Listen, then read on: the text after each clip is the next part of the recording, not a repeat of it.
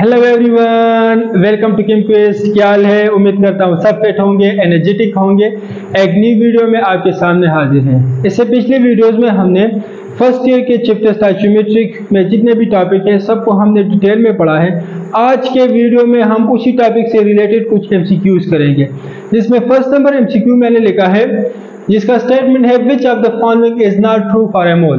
देखिए, जितने भी कम्पिटिटिव एग्जाम है तो कम्पिटिटिव एग्जाम में सबसे फर्स्ट पॉइंट जो है आपने स्टेटमेंट को समझना होता है। जब आप स्टेटमेंट को समझ जाएं तो उसके बाद उसका आंसर निकालना आसान होता है। यहाँ पर स्टेटमेंट है which of the following is not true for a mole. ठीक है जी, यहाँ पर एक वर्ड यूज किया गया है हमें कंफ्यूज करने के लिए। कह रहे हैं कि मोल है, हमने मोल टॉपिक डिटेल में पढ़ा है। यहाँ पर 4 ऑप्शन गिवन है। इस 4 ऑप्शन में 3 ऑप्शन मोल से रिलेटेड है, एक ऑप्शन मोल से रिलेटेड नहीं है। मतलब 3 ऑप्शन जो है वो क्या है, वो मोल से रिलेटेड ट्रू है, लेकिन एक बात जो है वो गलत है। ठीक है जी, स्टेटमेंट ये कह रहा है। फर्स्ट नंबर एक ऑप्शन क्या है, it is a counting unit. कह रहे हैं कि मोल क्या है, मोल काउंटिंग यूनिट है। हाँ जी बिल्कुल, मोल काउंटिंग यूनिट है। ठीक है, हमने डिटेल में पढ़ा है। क्लियर। सेकंड नंबर है it is the gram atomic mass of a substance. ये क्या है, ग्रेव एटॉमिक मास है सब्सटेंस। मोल को अगर आपको याद है तो मोल को हमने किस तरह डिफाइन किया था, the atomic mass, the molecular mass, the formula mass, the ionic mass. इसको जब हम ग्रेव में एक्सप्रेस करते हैं तो इसको हम क्या कहेंगे, इट इज कॉल्ड मोल। तो यहाँ पर एक ग्रेव एटॉमिक मास है तो ये हम क्या कहेंगे कि ये भी मोल से रिलेटेड है। थर्ड नंबर ऑप्शन में लिखा है इट कंटेन्स 6.023 into 10⁻23 पार्टिकल। इसमें 6.023 into 10⁻23 पार्टिकल मौजूद हैं। हाँ बिल्कुल, एक मोल में इतने पार्टिकल मौजूद होते हैं। मतलब ए ऑप्शन भी ठीक है, बी ऑप्शन भी ठीक है, सी भी ठीक है। फोर्थ नंबर ऑप्शन की तरफ आते हैं, it contain different number of particle. मतलब कि जो मोल है, अगर मैं कहूँ फॉर एग्जाम्पल 1 मोल वाटर, ठीक है जी, 1 मोल वाटर, तो 1 मोल वाटर से मुराद क्या है कि मेरे पास 6.023 आइडेंटिकल वाटर मॉलिक्यूल्स ही होंगे। क्लियर। फॉर एग्जाम्पल अगर आपको याद है मैंने एक एग्जाम्पल दिया कि अगर आप बाजार में जाते हैं, अगर आप उसको कहते हैं मुझे 1 डजन बनाना चाहिए, तो वो आपको क्या देगा, 1 डजन बनाना ही देगा ना। मतलब सिमिलर आइटम्स आपको देगा। क्लियर। इस तरह तो नहीं है कि वो कुछ फॉर एग्जाम्पल ऑरेंजेस उठाते हैं, कुछ एप्पल्स उठाते हैं और इससे 1 डजन कंप्लीट करके आपको देते हैं कि ये लो। क्लियर। नहीं, डजन क्या मुराद ये है, it is a counting unit and वहां पर सिमिलर चीज जो है, 12 सिमिलर थिंग्स जो है उसको हम 1 डजन कहते हैं। इसी तरह मोल भी क्या है, मोल भी 1 मोल हमारे पास 6.023 into 10⁻23 identical similar same particles ही होंगे। तो 1 मोल वाटर से मुराद 6.023 into 10⁻23 वाटर के पार्टिकल्स है। डी नंबर ऑप्शन में है कि it contain different number of particle. नहीं, mole same number of particle उसमें होते हैं। ठीक है जी, उसमें डिफरेंट नंबर ऑफ पार्टिकल नहीं होते। तो हम कहेंगे कि ये वाला ऑप्शन मोल से रिलेटेड नहीं है, तो ये तीनों ठीक है, ये गलत है। तो ये वाला ऑप्शन हमारे पास गलत है, तो इसको हम क्लिक करेंगे क्योंकि स्टेटमेंट के मुताबिक ये हमारे पास क्या है, सही ऑप्शन है। ठीक है जी। अच्छा, एक और एमसीक्यू करते हैं इसी स्टैचियोमेट्री से रिलेटेड ही है।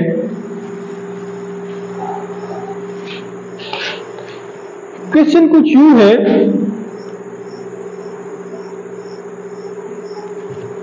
what is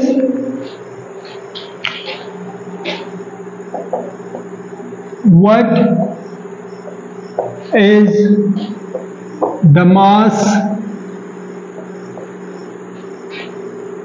हमने किस चीज में फाइंड करना है, ग्रेव में।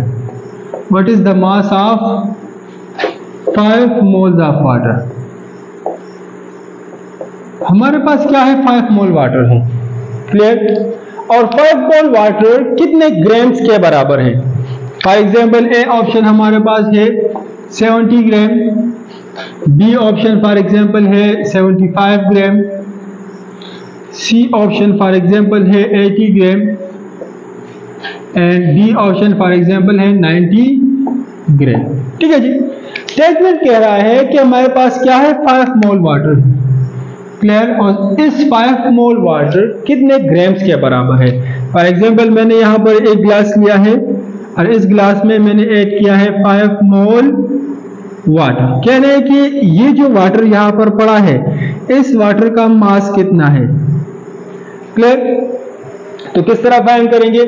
देखिए, अगर आपको याद है तो मोल से रिलेटेड हमने कुछ फार्मूला देखे थे। इसमें एक फार्मूला था, mole is equal to mass divided by molar mass. अगर आपको याद है, हमने ये चीज फाइंड करना है। हमने क्या फाइंड करना है? मास फाइंड करना है। जब इसको हम रीअरेंज करेंगे तो हमारे पास आ जाएगा मोल मल्टीप्लाई बाय मोलर मास ही आ जाएगा। वाटर का मोलर मास हमने कई बार फाइंड किया है वीडियोज में। तो देखिए, 2 हाइड्रोजन है और 1 ऑक्सीजन है। हाइड्रोजन 1 है, ऑक्सीजन 16 है। 2 + 2 + 16, तो वाटर का क्या है? 18 हमारे पास मोलर मास है।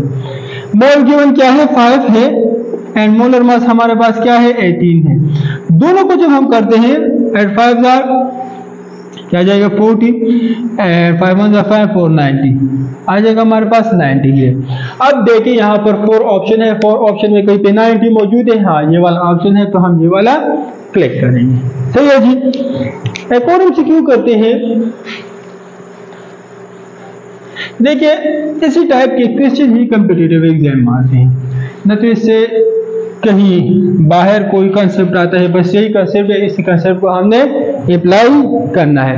एक और हमारे पास है कि the number of molecules of, एक और क्वेश्चन है, द नंबर ऑफ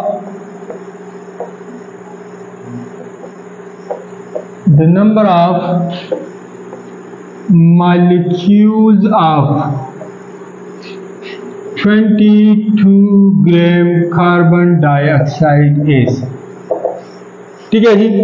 कह रहे हैं कि मेरे पास क्या है? 22 ग्राम कार्बन डाइऑक्साइड। इस 22 ग्राम कार्बन डाइऑक्साइड में कितने मॉलिक्यूल्स मौजूद हैं? ठीक है जी। मास गिवन है। पूछा क्या जा रहा है कि 22 ग्राम मास में कितने कार्बन डाइऑक्साइड के मॉलिक्यूल्स मौजूद हैं। फॉर एग्जांपल, ए ऑप्शन हमारे पास है 6.023 × 10⁻23। बी ऑप्शन है 7.96 × 10⁻30। सी ऑप्शन फॉर एग्जांपल है 3.99 × 10⁻30 and D option for example है 3.011 × 10⁻23। ठीक है जी। अच्छा, इसको किस तरह कैलकुलेट करेंगे? हमने 22 ग्राम के क्या फाइंड करना है? नंबर ऑफ पार्टिकल्स फाइंड करने हैं। तो देखिए, मोल अगर आपको याद है तो हमने कहा था कि मोल क्या है? मास बाय मोलर मास के बराबर है। ठीक है जी। एक और हमने कहा था कि मोल किस चीज के बराबर है? Number of particles divided by Avogadro number के बराबर है। ठीक है जी। हमने क्या फाइंड करना है? हमने नंबर ऑफ पार्टिकल्स फाइंड करना है। ठीक है जी। जब इसको हम रीअरेंज करेंगे, mole multiply by N Avogadro number, तो देखिए गिवन तो हमारे पास मास है, यहाँ तो हमने क्या, यहाँ पर मोल है एंड एवोगाड्रो नंबर है। तो इसी मास से पहले हमने मोल कैलकुलेट करना है और उसी मोल की वैल्यू हमने यहाँ पर पुट करनी है, जिससे हमें पास नंबर ऑफ पार्टिकल आ जाते हैं। तो देखिए, मोल क्या है? मास कितना है? 22 ग्राम है। एंड कार्बन डाइऑक्साइड का मोलर मास क्या है? कार्बन डाइऑक्साइड, एक कार्बन है और 2 ऑक्सीजन है। 12 + 2 × 16, 12 + 32, 4 3 2 3 and 1 44। ठीक है जी। तो आ जाएगा हमारे पास 44। इसको जब हम कैलकुलेट करेंगे तो मोल आ जाएगा हमारे पास 1/2। तो 1/2 किस चीज के बराबर है? 0.5 के बराबर। तो मतलब 22 ग्राम कार्बन डाइऑक्साइड 0.5 मोल के बराबर है। तो हम कहेंगे 0.5 मल्टीप्लाई 6.023 × 10⁻23, मतलब इसके हाफ लेना है। तो इसका हाफ किसके बराबर? 3.011 × 10⁻23 इसके बराबर है। ठीक है जी। तो अब यहाँ पर देखिए, सही ऑप्शन कहाँ पर है? ये वाला हमारे पास सही ऑप्शन है। तो हमने क्या करना है? ये ऑप्शन क्लिक करना है।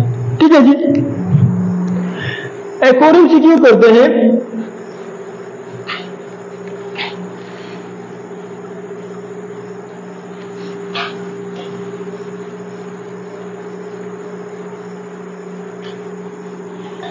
एक और एमसीक्यू कहते हैं जिसमें लिखे हैं what will be the value of what will be the value of, ठीक है जी, what will be the value of temperature and pressure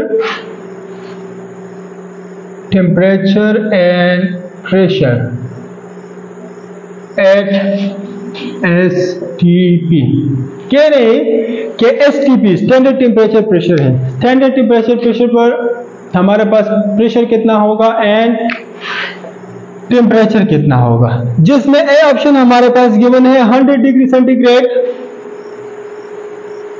and 1 atm, मतलब टेम्परेचर कितना होगा 100 डिग्री सेंटीग्रेड एंड प्रेशर हमारे पास 1 atm।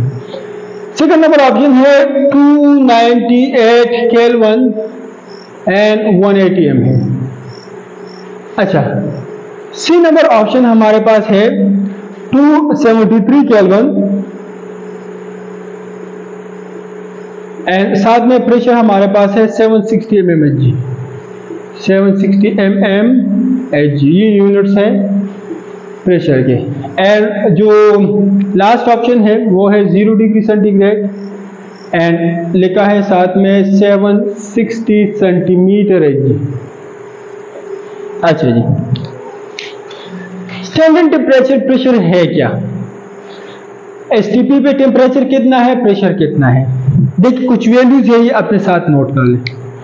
टेम्परेचर कितना होगा, टेम्परेचर नोट कर लें। टेम्परेचर हमारे पास होगा 0 डिग्री सेंटीग्रेड। अगर हमने सेल्सियस स्केल में लिखना है तो हमारे पास क्या होगा 0 डिग्री सेंटीग्रेड। सेकंड नंबर है हमारे पास 273 केल्विन, अगर आपने केल्विन स्केल में लेना है, ठीक है। सेंटीग्रेड स्केल में 0 degree centigrade and kelvin scale में 273 और फ़ारेनहाइट में हमारे पास होगा 32 डिग्री फ़ारेनहाइट होगा। क्लियर? ये तीन वैल्यूज आपने याद रखनी है। अगर डिग्री सेंटीग्रेड है तो 0 होगा, अगर केल्विन स्केल है तो 273 होगा, अगर फ़ारेनहाइट स्केल है तो 32 होगा उसमें। क्लियर? प्रेशर का देख ले जरा। प्रेशर देखिए, प्रेशर तो हम नॉर्मली लेते हैं 1 atm। क्या लेते हैं 1 atm, लेकिन याद रखें ये 1 atm बराबर है 76 सेंटीमीटर Hg के बराबर है। इसके अलावा 1 atm बराबर है 760 mmHg के बराबर है। ये मैंने लेक्चर में किए भी है। इसके अलावा ये बराबर है 760 ठोर के बराबर है 1 atm। इसके अलावा 1 atm बराबर है 101325 पास्कल के बराबर है, या इसके अलावा 101.325 किलो पास्कल के बराबर है, या 1 atm बराबर है 1.01325 into 10⁵ पास्कल इसके बराबर। क्लियर? मतलब टेम्परेचर में ये तीन वैल्यू होंगी, टेम्परेचर में 1 2 3 4 5 6 7, ये 7 वैल्यूज में कोई भी वैल्यू यहाँ पर गिवन है। अब ऑप्शन को देख लें, 100 डिग्री सेंटीग्रेड, यहाँ पर कहीं पे 100 डिग्री सेंटीग्रेड है नहीं है, तो ये वाला ऑप्शन गलत है। सेकंड नंबर को देखिए 298 केल्विन, यहाँ पर कहीं पे 298 केल्विन है नहीं है, तो ये भी गलत है। थर्ड नंबर ऑप्शन को देख ले 273 केल्विन, यहाँ पर 273, हाँ 273 केल्विन है, सही है। अब नेक्स्ट क्या है 760 mmHg, यहाँ पर 760, हाँ ये 760 mmHg भी है। तो मतलब यहाँ पर हम डाट लगाएंगे कि हमारे पास ये सही है, लेकिन हमने फोर्थ ऑप्शन को भी देखना है, ये याद रखना है। हमने डायरेक्टली फर्स्ट ऑप्शन अगर हमारे पास सही है तो हमने डायरेक्टली फर्स्ट ऑप्शन को क्लिक नहीं करना, हमने सब ऑप्शन को देखना है, उसके बाद सही ऑप्शन की तरफ जाएंगे। डी ऑप्शन में 0 डिग्री सेंटीग्रेड है, यहाँ पर 0 डिग्री सेंटीग्रेड मौजूद है। यहाँ पर 760 सेंटीमीटर Hg है, यहाँ पर mmHg है, यहाँ पर सेंटीमीटर Hg है। तो देखिए 1 ATM 76 सेंटीमीटर के बराबर है, 760 सेंटीमीटर के नहीं है, तो ये ऑप्शन भी हमारे पास क्या है, गलत है। तो सही ऑप्शन हमारे पास आएगा सी वाला ऑप्शन। ठीक है जी। अच्छा जी, इसके अलावा और भी MCQ है, नेक्स्ट वीडियो में वो भी कर लेंगे। वीडियो के लेंथ थोड़ा सा ज्यादा हो गया है, तो इसलिए नेक्स्ट वीडियो में जो भी कुछ रहता है टॉपिक से रिलेटेड, ठीक है जी, तो वो हम करेंगे। इसके अलावा ये सारे टॉपिक्स मैंने डिटेल में किए हैं। ठीक है जी। तो अगर कहीं पे आपको इस टॉपिक से रिलेटेड कोई मसला है तो आप पिछले वीडियो में जाके उसको सर्च कर सकते हैं। इसके अलावा जो भी क्वेश्चन है तो आप कमेंट सेक्शन में ज़रूर बताएं। वीडियो को लाजमी लाइक एंड शेयर करें। मिलेंगे इंशाल्लाह नेक्स्ट वीडियो में नेक्स्ट कंसेप्ट के साथ। अपना ढेर सारा ख्याल रखिए। अल्लाह हाफिज़। Thank you very much.